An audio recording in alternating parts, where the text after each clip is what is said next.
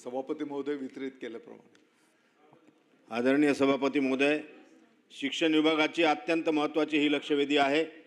प्राथमिक, माध्यमिक, उच्च माध्यमिक शाळा व तुकड्यांना अनुदान टप्पा लागू करण्याबाबत ही लक्षवेधी आहे.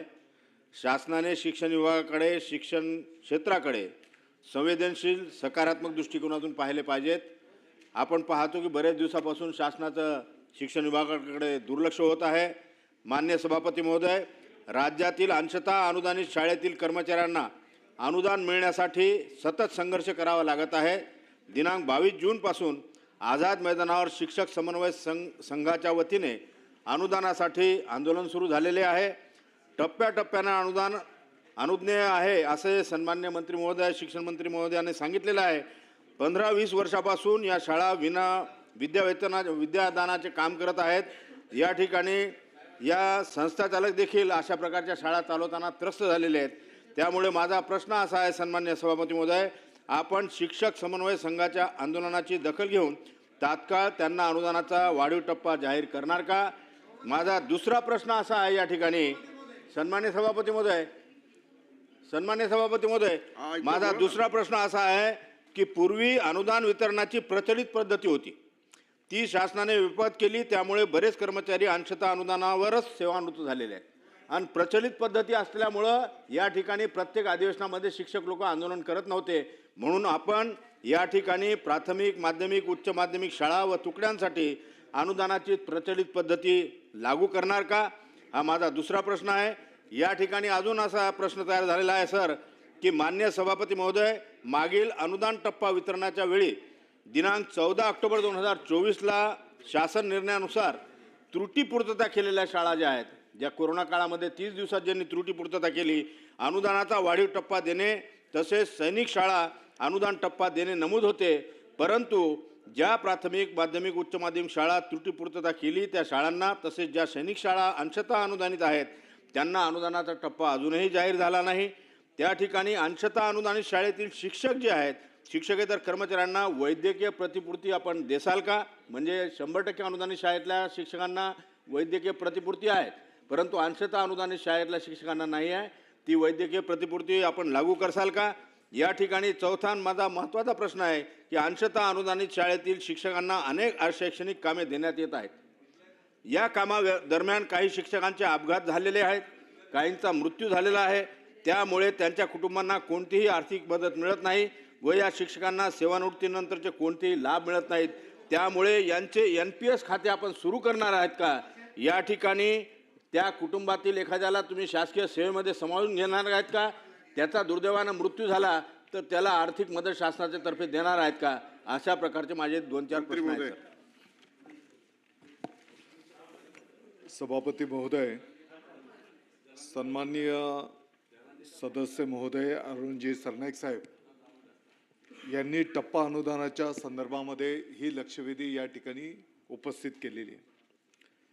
सभापती महोदय, आपल्याला माहिती आहे की साधारणपणे 2009 कायम विना अनुदानित या संदर्भातला कायमचा शब्द त्या ठिकाणी काढण्याचा निर्णय झाला आणि साधारणपणे 2011 पासून टप्पा अनुदानाची कार्यपद्धती त्या ठिकाणी सुरू झालेली आहे. सरनाईक साहेब, आपण जो काही मुद्दा उपस्थित केला की शासनाचं शिक्षण विभागाकडे दुर्लक्ष आहे असं आपल्याला म्हणता येणार नाही. कारण आकडेवारी जर आपण बघितली, टप्पा अनुदानाच्या संदर्भामध्ये साधारणपणे 2016 काही निर्णय झाले, अनुदान देण्याचा त्या ठिकाणी निर्णय झाला. त्यानंतर 2018 टप्पा देण्याचा निर्णय झाला आणि तदनंतर 2021 परंतु त्या काळातल्या जर रकमा बघितल्या तर त्या अतिशय अल्प प्रमाणात आहेत. आणि आपण जर बघितलं असेल तर 2023 साधारणपणे 1160 कोटी रुपये, हे मेहरबानी उपकाराचा विषय नाही, परंतु आपण जो मुद्दा उपस्थित केला तर त्याला मी एक आकडेवारीच्या माध्यमातून आपल्या निदर्शनास आणून देऊ इच्छितो. 2023 टप्पा अनुदानाचा एक चांगला निर्णय त्या ठिकाणी केला गेला आणि 2025 पण 970 कोटी रुपये या संदर्भातल्या टप्पा अनुदानाच्या संदर्भामध्ये त्या ठिकाणी निर्णय केला गेलेला आहे. आता आपण जे काही इतर जे काही मुद्दे उपस्थित केलेले आहे की सैनिकी शाळांच्या 20 तुकड्यांना टप्पा अनुदान अदा करण्याच्या संदर्भामध्ये त्या ठिकाणी म्हणजे त्या निकषांमध्ये त्या जे काही बसत असतील तर त्या संदर्भामध्ये त्या ठिकाणी चर्चा सुरू आहे. त्याच्यासोबतच आपल्याला माहिती आहे की अपात्रतेच्या संदर्भातले पण काही निकष यापूर्वीच त्या ठिकाणी निश्चित करण्यात आलेले आहे. उदाहरणार्थ आरक्षणाच्या धोरणाचं पालन न करणे, शेवटच्या वर्गाची पटसंख्या कमी असणे, वैयक्तिक मान्यता नाकारलेल्या असणे किंवा प्रलंबित असणे आणि यामुळे जे जे काही नियमामध्ये बसत नसतील तर त्याला आपण मला वाटतं की अपात्र त्या ठिकाणी घोषित केलेले आहेत. तत्राप आपण जे काही सूचना केलेल्या आहेत इतरही 3-4 या संदर्भामध्ये येणाऱ्या काळामध्ये वरिष्ठ पातळीवरच्या अधिकाऱ्यांच्या उपस्थितीमध्ये आपण बैठक घेऊ. त्या बैठकीला आपल्यासह आणखी ज्या ज्या सन्माननीय सदस्य महोदयांना काही सूचना करायच्या असतील त्या सर्व विचारात त्या ठिकाणी घेऊ आणि या संदर्भामध्ये नियमाप्रमाणे जे जे काही करणं शक्य आहे ते आपण करू. अभिजित वंजारी. सभापती महोदय एक मिनिट. सरनाईक साहेब एक मिनिट. अत्यंत महत्त्वाची लक्षवेधी आहे. राज्यातल्या जवळजवळ 60,000 शिक्षकांना या टप्पा अनुदानापासून अजूनपर्यंत आपण वंचित ठेवलेला आहे. आता या टप्पा अनुदानाच्या संदर्भामध्ये मंत्री महोदयाकडनं जे लेखी उत्तर आलेलं आहे त्याच्यामध्ये असं म्हटलेलं आहे की राज्यातील अंशतः अनुदानित तत्वावरील शाळांमधील शिक्षक शिक्षकेतर कर्मचाऱ्यांना शासनाकडून टप्पा अनुदान अदा करण्यात येत असून उर्वरित वेतनावरील खर्चाची जबाबदारी संबंधित संस्थाची असून त्यावर संबंधित संस्थांनी कार्यवाही अपेक्षित आहे. 2009 पासनं आपल्या राज्यातल्या ज्या काही आपल्या कायम विनाअनुदानित शाळा होत्या त्या टप्प्याटप्प्यानं अनुदानावर आणाव्या अशा पद्धतीचे आपले अनेक शासन निर्णय 2011 मध्ये झाले, 2013 मध्ये झाले, 14 मध्ये झाले आणि पुढे सुद्धा वाढीव जो टप्पा होता आपला 20 चे 40, 40 चे 60, 60 चे 80 आणि अजूनपर्यंत 100 झाले नाही. तर हे वेगवेगळे जे निर्णय घेतले या कोणत्याही निर्णयामध्ये शासन निर्णयामध्ये संस्थेची ती उर्वरित जबाबदारी आहे असा कुठेही उल्लेख नाही. त्याच्यामुळे आपलं उत्तर पूर्णतः चुकलेलं आहे. पुन्हा त्याच्यासोबत आपण असं म्हटलेलं आहे की या मुळात कायम विनाअनुदान तत्वावर मान्यताप्राप्त शाळा असून या शाळेतील शिक्षक व शिक्षकेतर कर्मचाऱ्यांना वेतन, भत्ते, पेन्शन व इतर अनुषंगिक वित्तीय लाभ अदा करण्याची कायदेशीर जबाबदारी नियुक्त प्राधिकारी या नात्यानं संस्थांची आहे. हे म्हणणं पूर्णतः चुकीचं आहे आणि म्हणून माझी विनंती आहे की आपण हे उत्तर आपण बदलणार का, नंबर 1. आणि जे वाढीव टप्प्यासाठी अनेक आपले 60,000 पेक्षा अधिक शिक्षक प्रतीक्षेमध्ये आहे यांना प्रचलित धोरणाप्रमाणे सर्वांना आपण 100% अनुदानावर आणणार का, हा माझा स्पेसिफिक प्रश्न आहे. सभापती महोदय, संस्थेच्या ज्या ठिकाणी कर्मचाऱ्यांची नियुक्ती केली जाते अपॉइंटिंग ऑथॉरिटी ही ती संस्था असते आणि म्हणून मूळ याच्यामध्येच अपेक्षित आहे की त्या संस्थेने त्या कर्मचाऱ्याला जे काही नोकरीला त्या ठिकाणी घेतलेलं आहे टप्पा अनुदानाच्या प्रोसेसपर्यंत त्याचं जे काही मानधन आहे ते संस्थेने देणं त्या ठिकाणी अपेक्षित आहे आणि म्हणून ती संस्थेची पण जबाबदारी मूळ गाभ्यामध्येच ते त्या ठिकाणी अपेक्षित आहे आणि म्हणून आपल्याला असं म्हणता येणार नाही की ते चुकीचं आहे. राहिला विषय तर वंजारी साहेबांनी जे काही मुद्दे उपस्थित केलेले मला वाटतं की जी मीटिंग आपण लावू त्या बैठकीमध्ये आपल्यालाही त्या ठिकाणी आमंत्रित केलं जाईल आणि आपल्याला हे पण गोष्टीचं माहिती आहे की सभापती महोदय शासनाची आर्थिक परिस्थिती आणि सगळ्या गोष्टी विचारात घेऊन आपल्याला हे टप्पा अनुदान त्या ठिकाणी वितरित करता येते आणि म्हणून पाठीमागच्या काळामध्ये सरकारने अतिशय चांगले निर्णय केलेले आहेत आणि येणाऱ्याही काळामध्ये कोणावरही अन्याय होणार नाही या दृष्टिकोनातून शासन त्या ठिकाणी निर्णय करेल. प्रसाद लाड. खरं तर सरनाईक साहेबांनी हा जो प्रश्न टाकला तो अतिशय महत्त्वाचा शिक्षकांच्या बाबतीतला आहे. ग्रामीण भागातल्या शाळा असतील किंवा शहरी भागातल्या असतील हा प्रश्न मी या सभागृहात तिसऱ्यांदा मांडतोय कारण प्रत्येक वेळेला शिक्षण विभागाला विचारलं तर ते सांगतात महापालिकेचा प्रश्न आहे. महापालिका म्हणते UD निर्णय घेणार आणि त्यामध्ये मुंबईमधले 3,300 शिक्षक हे या यातना सहन करतायत. माननीय मंत्री महोदय तुम्ही अतिशय सिनियर मंत्री आहात, ज्येष्ठ मंत्री आहात आणि तुमचा अनुभव देखील जास्त आहे. माझी तुम्हाला या माध्यमातून विनंती आहे कारण या ते उदय सामंत साहेब देखील बसले जे UDचा निर्णय घेतात त्यामुळे मी दोघांना मिळून हा प्रश्न विचारतोय. मुंबई महापालिका परिक्षेत्रातील खाजगी अनुदानित प्राथमिक शाळातील शिक्षक शिक्षकेतर कर्मचाऱ्यांना 7व्या वेतन आयोगाप्रमाणे थकबाकी आहे, ती थकबाकी आत्तापर्यंत कधी मिळणार? कारण या बाबतीत आम्ही महापालिका आयुक्तांकडे 3 बैठका घेतल्या आणि अजून ती थकबाकी 7वा वेतन आयोग लागू झाला पण ती थकबाकी मिळालेली नाही आहे. खाजगी अनुदानित प्राथमिक शाळेतील 1 जानेवारी 2016 पासून सेवानिवृत्त झालेल्या कर्मचाऱ्यांना 7व्या वेतन आयोगानुसार निवृत्ती वेतन व उपदानाची रक्कम देण्याबाबत शासनाने अजूनपर्यंत कुठलीही कारवाई केली नाही. तुम्ही मान्यता दिली आहे, मग कारवाई का करत नाही याचं देखील उत्तर माननीय मंत्री महोदय आम्हाला पाहिजे. तिसरा माझा प्रश्न आहे, खाजगी अनुदानित प्राथमिक शाळेतील 7व्या वेतन आयोगानुसार सुधारित वाहतूक भत्ता लागू करण्यासाठी 5/2/2008 नंतर नियुक्त कर्मचाऱ्यांना DCPS योजना लागू करण्याचा शासनाने निर्णय घेतला होता, परंतु कारवाई झाली नाही. तर ती DCPS योजना तुम्ही कधी लागू करणार? आणि शाळेचे मान्यता प्रस्ताव विनाविलंब मंजूर करण्याबाबत येतील काय? आणि शाळेतील शिक्षकांना माध्यमिक शाळेच्या शिक्षकाप्रमाणे शिक्षक आमदार निवडून देण्यासाठी मतदान करण्याचा अधिकार देणार का? मी हा प्रश्न का विचारला तुम्हाला सांगतो. मुंबई महापालिकेमध्ये शिक्षकेतर कर्मचाऱ्यांची युनियन आहे, ती युनियन माझ्या युनियनशी संलग्न आहे आणि 3,300 शिक्षक याच्यामध्ये माझ्याशी कनेक्टेड आहे. त्यामुळे हा अतिशय जिव्हाळ्याचा शिक्षकांचा प्रश्न आहे. एक शिक्षक साहेब तो ग्रॅज्युएट असतो, तो शिक्षकच आहे, मग तो तुमच्या जिल्हा परिषदेचा असो किंवा प्राथमिक विना अनुदानितचा असो, त्याला मतदानाचा अधिकार का नाही? तो मतदानाच्या अधिकारासाठी आपण सभागृहात मान्यता देऊन तो जी काय तुमची प्रोसिजर इलेक्शन कमिशनची किंवा केंद्राची असेल ती तुम्ही करायला पाहिजे. ही देखील माझी विनंती आपल्याला आहे. सभापती महोदय, सन्माननीय सदस्य प्रसाद लाड साहेबांनी जे काही मुद्दे या ठिकाणी उपस्थित केलेले आहेत की मतदानाच्या अधिकाराच्या संदर्भामध्ये मला वाटतं की ती बाब तपासून घेऊ. ती काही माझ्या पातळीवरचा तो विषय असणार नाही.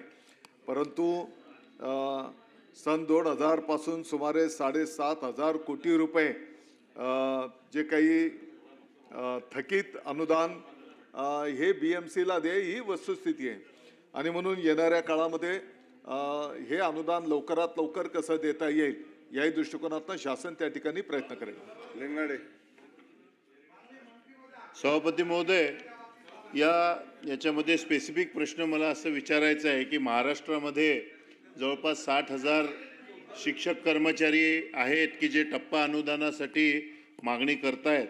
असे अनेक कर्मचारी आहेत की जे रिटायर्ड झाले, 20-20, 40-40% वर ते नोकरी करता करता रिटायर्ड झाले, पण तरीसुद्धा अजून त्यांना 100% अनुदान मिळालं नाही. तर या माध्यमातून मंत्री महोदयांनी आत्ता सांगितलं आहे की ते एक बैठकीचं आयोजन करून आम्हा सर्वांना बोलवणार आहे. परंतु मंत्री महोदयांना या ठिकाणी मी सांगेल की या ज्या NPSच्या योजना आहेत किंवा जी त्यांना कुटुंब निवृत्ती वेतन योजना किंवा ज्याही योजनाचा लाभ जे 40-60% कर्मचारी रिटायर्ड झालेले आहे त्यांनासुद्धा या योजनेचा काही प्रमाणात का होईना पण लाभ हा मिळाला पाहिजे. तर हा लाभ यामध्ये आपण त्यांना देणार का? कारण त्यांना अनुदान 100% आपण देऊ शकलो नाही, ही शासनाची आपली चूक आहे किंवा कमतरता आहे असं मी म्हणेन. तर त्यामुळे या कर्मचाऱ्यांचा काही दोष नव्हता, कारण यांनी तर सेवा दिलेली आहे. त्यामुळे या रिटायर झालेल्या कर्मचाऱ्यांना सुद्धा काही प्रमाणामध्ये याचा लाभ आपण देणार का? सभापती महोदय, सन्माननीय सदस्य लिंगाडे साहेबांनी जे मुद्दे उपस्थित केलेले आहे आणि लाड साहेब आपणही जे मुद्दे उपस्थित केलेले त्या बैठकीमध्ये या सर्व मुद्द्यांवर चर्चा करू. आणि शेवटी कोणावर अन्याय करणं हे काही सरकारचं धोरण असणार नाही, परंतु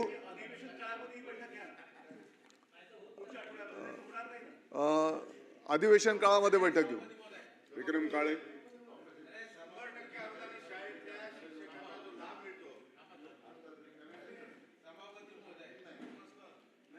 अरे माईक चालू कर ना भाऊ. सभापती महोदय, बैठक लावण्यासाठी लक्षवेधी लावली काय? सभापती महोदय, हे अधिवेशन कशासाठी? सभापती महोदय, इथं जनतेचे प्रश्न सुटले पाहिजेत, मंत्र्यांनी त्या पद्धतीने उत्तर देणं अपेक्षित आहे. दादा, तुमचं उत्तर काय पाहिजे? तुम्ही काय दिले उत्तरामध्ये? जे मागं केलं ते दिलंय. आम्ही तर आभार मानले ना, अभिनंदन केलंय. आपले नेते माननीय मुख्यमंत्री एकनाथराव शिंदे साहेब असताना ही तरतूद अनुदानाची केली, त्याबद्दल आम्ही जाहीर आभार व्यक्त केले. पण आपल्या नेत्यांनी घेतलेला निर्णय तुम्ही फिरवताय. नाही फिरवला. त्रुटी पूर्तता ज्या शाळांनी केलेली होती त्यांना एक वाढीव टप्पा द्यायचा निर्णय माननीय मुख्यमंत्री एकनाथरावजी शिंदे साहेबांच्या काळामध्ये झाला आहे. मंत्री महोदय, हे अधिकारी तुम्हाला अंधारात ठेवतात. तुमच्या नेत्यांनी, वरिष्ठ नेत्यांनी घेतलेला निर्णय, त्यांच्यासोबत बैठक आमची झाली, त्यांनी मान्य केलं. GR सुद्धा निघाला सभापती महोदय. शासन आदेश निघाल्यानंतर पुन्हा शासन आदेश मागे घेणं दादा हे बरोबर नाही आहे. आणि म्हणून ते राहिलेला त्रुटी पूर्ततेवाल्यांना टप्पा आपण देणार का, हा माझा पहिला प्रश्न. आणि आपलं उत्तर काय पाहिजे होतं मंत्री महोदय, की आपण लक्षवेधी कशासाठी आहे, की जे आपण आता मान्य केलेलं आहे आपण देतोय त्यांना. 20% आपण दिलंय, आपणच दिलंय. 40% आपण दिलंय, 60% दिलेलं आहे. 80%वर ह्या शाळा आलेल्या आहेत. वास्तविक पाहता सन 2009 मध्ये हे कायम शब्द काढला, आम्ही सगळे होतो, आंदोलन आम्ही केली, यश आलं आणि या सगळ्या शाळांना अनुदान द्यायचा निर्णय झाला. तेव्हा प्रचलित धोरण होतं, पहिल्या वर्षी 20%, दुसऱ्या वर्षी 40%, तिसऱ्या वर्षी 60%, चौथ्या वर्षी 80% आणि पाचव्या वर्षी 100%. आता नाही. म्हणजे त्याच सूत्रानुसार 14व्या वर्षीच म्हणजे 2014 मध्ये या सगळ्या शाळा 100% अनुदानावर आल्या असत्या, पण त्या आल्या नाहीत. विनोद तावडे साहेब मंत्री झाले आणि ते धोरण रद्द करून हे धोरण आणल्यामुळं हा नाहक त्रास आमच्या शिक्षकांना सहन करावा लागतोय. काल 22 तारखेपासून कायमी अनुदान कृती समिती श्री खंडेराव जगदाळे त्यांच्यासह आंदोलन करतायत. खाली सगळी मंडळी भेटायला आपल्याला आली होती, मी पण होतो, पण आपण काहीतरी मिटिंग लागल्यामुळे बाहेर गेलात. आपली भेट झाली. त्यांनी आपल्याला विनंती केली की आम्हाला पुढील टप्पा द्या. पुढील टप्पा काय, 20ला 40, 40ला 60, 60ला 80 आणि जे 80 देतोय त्यांना 100%. एक वाढीव 20चा टप्पा ते मागतायत. आपल्याकडून या उत्तरात असं अपेक्षित होतं की आता अधिवेशन चालू आहे, कुठली आर्थिक मागणी करायची असेल तर त्याला पुरवणी मागणी लागते. आता पुरवणी मागण्या झाल्यात, आता पुढील अधिवेशन यावं लागेल. तेव्हा मंत्रिमंडळाच्या पुढे जाऊन हा निर्णय घेऊ आणि आम्ही यांना वाढीव टप्पा देऊ, असं उत्तर. दादा या शब्दाला काही ते अर्थ आहे आणि मग असं उत्तर, दादा उत्तर येणं अपेक्षित होतं. पण आपण मागे काय केलं हे उत्तर दिलं, त्याचे आम्ही आभार मानतोय. आपण मिटिंग घेतो म्हणला त्याचे आम्ही आभार मानतोय, पण आम्हाला उत्तर अपेक्षित आहे. राज्यातले 60,000 शिक्षक जेव्हा शिक्षण मंत्री काय बोलतायत, काय उत्तर देतो, ह्या जेव्हा उभा महाराष्ट्र पाहतोय तेव्हा नुसती बैठक लावतोय, उत्तर नाही जाणणार सभापती महोदय. त्यामुळे या निमित्तानं माझी मंत्री महोदयाला विनंती आहे की आपण ह्या ज्या 20, 40, 60, 80 आणि 100, 80% पर्यंत अनुदान घेतात त्या शाळांना 20%चा वाढीव टप्पा आपण कधी देणार, आणि त्रुटी पूर्तता केल्यानं जो राहिलेला टप्पा जो एकनाथरावजी शिंदे साहेबांनी दिला होता तो आपण कधी देणार, हे अतिशय माझे स्पेसिफिक प्रश्न आहेत. आणि तिसरा शेवटचा प्रश्न, की आता आपण कबूल केले की शेवटी जे अनुदानाचे निकष केलेत त्याला आमचा विरोध आहे का नाही, आरक्षण पाळलंच पाहिजे. आरक्षणामध्ये बसणाऱ्या आणि निकषानुसार पात्र झालेल्या शाळांना सुद्धा अनुदान देणं ही सरकार म्हणून आपली जबाबदारी आहे, कारण सगळ्या मराठी शाळा आहेत, त्या वाचवणं आपली जबाबदारी आहे. त्यामुळे त्याही बाबतीतला निर्णय येणाऱ्या काळात घेतला जाईल का. सभापती महोदय, सन्माननीय सदस्य विक्रम काळे साहेबांनी जे काही मुद्दे उपस्थित केलेले, खरं म्हणजे त्यांनीच या ठिकाणी नमूद केलं की त्या काळामध्ये जर याची अंमलबजावणी झाली असती तर कदाचित आत्ताच्या घडीला हा विषय शिल्लकच राहिला नसता. परंतु आपण जर बघितलं असेल तर 2023 आणि काळे सर त्याच्या पुढचाही 2025 मध्ये पण निर्णय झाला आहे ना. हां, तर एवढ्या गतीने आपल्या सरकारने निर्णय केले टप्पा अनुदान देण्याचे. आणि मग येणाऱ्या काळामध्ये शेवटी सभापती महोदय, आपल्याला ह्या सर्व गोष्टी आर्थिक बाबीशी निगडीत आहेत आणि म्हणून शेवटी सरकारचं बजेट या संदर्भातला माननीय मुख्यमंत्री महोदय, माननीय उपमुख्यमंत्री महोदयांच्याकडे हा विषय आपल्याला न्यावा लागेल. आणि म्हणून आपली जी काही बैठक त्या ठिकाणी होईल त्या बैठकीमध्ये एक अजेंडा आपण तयार करू आणि त्याप्रमाणे पुढे जाऊ. सभापती महोदय, हा अत्यंत गंभीर विषय आहे, कारण 60,000 शिक्षक आणि शिक्षकेतर कर्मचाऱ्यांना अस्वस्थ करून सोडणारा हा विषय असल्यामुळे याच्याकडे मी काही आपलं लक्ष जरा वेधू इच्छितो आहे. 19 सप्टेंबर 2016 पर्यंत या संदर्भात कोणताही प्रश्न नव्हता. टप्पा अनुदानाच्या संदर्भातले आदेश झाल्यानंतर दरवर्षी टप्पा अनुदान हा बरोबर आपोआप मिळत होता. 19 सप्टेंबर 2016चा GR आला आणि तो टप्पा गोठवला गेला. त्याच्यानंतर मात्र ही गोठवण्याची प्रक्रिया सातत्याने सुरू झाली. मी आपल्याला आठवण करून देतो आहे की 28 एप्रिल 1989च्या निर्णयाप्रमाणे 25%, 75% आणि 100% अशा प्रकारचे 3च टप्पे होते. चौथ्या वर्षी व्हायचं आणि 7व्या वर्षी शाळा ही 100%वर यायची, आपोआप यायची. त्याचं पुनर्मूल्यांकन कुठल्याही परिस्थितीमध्ये होत नव्हतं. 28 एप्रिलच्या नंतर 11 ऑक्टोबर 2000चं धोरण आलं आणि या धोरणामध्ये मात्र 5व्या वर्षी 20%, 6व्या वर्षी 40% असं करून 9व्या वर्षी 100% हे सूत्र, हे धोरण राज्य शासनाने त्यावेळेला अंगीकारलं. त्यावेळेला कोणत्याही प्रकारचा प्रश्न नव्हता, कारण हे टप्प्याचं अनुदान देत असताना कोणत्याही प्रकारचं पुनर्मूल्यांकन नव्हतं. दरवर्षी पुनर्मूल्यांकनाला आपण आता फेस करायला जे सांगतात ते त्यावेळेला नव्हतं. शिक्षण निरीक्षकाच्या पातळीवर संच मान्यता बघून हे त्यांना त्यावेळेला मान्यता दिल्या जात होती आणि आपोआप ह्या संस्था 20च्या 40, 40च्या 60, 60च्या 80 आणि 100 या पद्धतीने जात होत्या. शेवटच्या टप्प्यात लक्षवेधी शेवट प्रश्न विचारा. आता माझे प्रश्न या संदर्भातले साहेब आहेत की दरवर्षी मूल्यांकन आणि पात्रता चाचणीला या शाळांना जे सामोरे जावं लागतं हे टाळता येईल काय, हा माझा पहिला प्रश्न आहे. कमीत कमी शाळांना अनुदान मिळावे यासाठी शेवटच्या वर्गाचा पट सारख्या अत्यंत तथ्यहीन अटी आपण रद्द करणार आहात काय? शेवटच्या वर्गात कुठेच नाही, RTEमध्ये नाही आहे, RTEमध्ये नाही, आपल्या 15-11-11च्या धोरणामध्ये नाही, कोणत्याच धोरणामध्ये नाही. पण ही अट आपण नंतर आणली, त्याच्यामुळे शेकडो शाळा अपात्र ठरायला लागल्यात.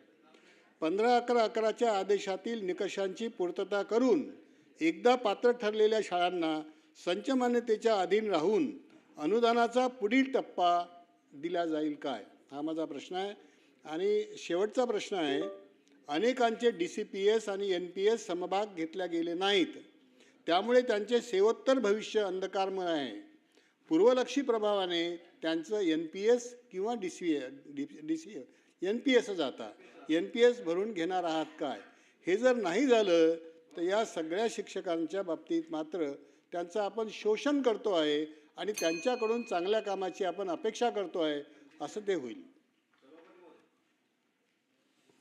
सभापती महोदय, ज्येष्ठ नेते माननीय अभ्यंकर साहेबांनी अगदी 89 पासूनचा हा सगळा प्रवास सभागृहामध्ये या ठिकाणी मांडलेला आहे. मला वाटतं की आपण जे काही मुद्दे उपस्थित केलेले आहेत, मी यापूर्वीच उत्तर देताना सांगितले की आपण एक बैठक घेऊया आणि त्या बैठकीमध्ये जे काही आपले 5-7 बिंदू आहेत त्या प्रत्येक बिंदूवर चर्चा करू. आणि शासन सकारात्मक आहे, जाणीवपूर्वक कोणाला त्रास देणं, कोणावर अन्याय करणं ही शासनाची भूमिका नाही.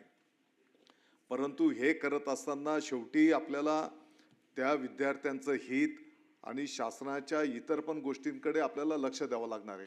नुसतंच बाबा कोणाला तरी खुश करण्याच्यासाठी काहीतरी इकडं मी वक्तव्य करणं हे योग्य होणार नाही. आणि म्हणून त्या बैठकीमध्ये आपण सर्वजण चर्चा विनिमय करून योग्य ते निर्णय करू. लक्षवेधी क्रमांक 4.